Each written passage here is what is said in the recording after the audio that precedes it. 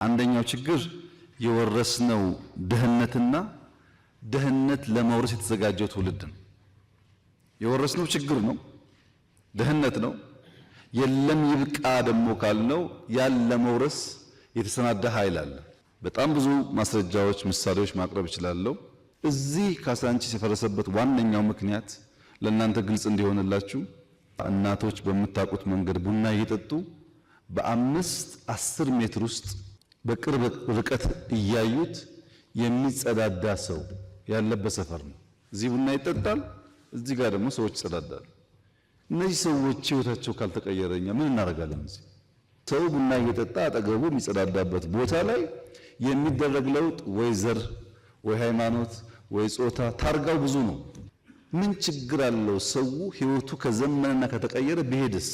ሲኤምሲ የዛሬ 20 ዓመት ነበረ፣ አሁን የተገነባው አይደለም። ማን የገነባው? ሰው ወዶና ፈቅዶ። ከየት ወጥቶ? ከካሳንቺስ፣ ከፒያሳ፣ ከሜክሲኮ። ምን ሲሆን ላይፉ ሻል ሲል አሮጌውን ጥሎ ወደ አዲስ ሰፈር እየሄደ ምንም ችግር የለውም። ዋናው ነገር ልጆች ማስተማር ይችላሉ ወይ? መብራት አላቸው ወይ?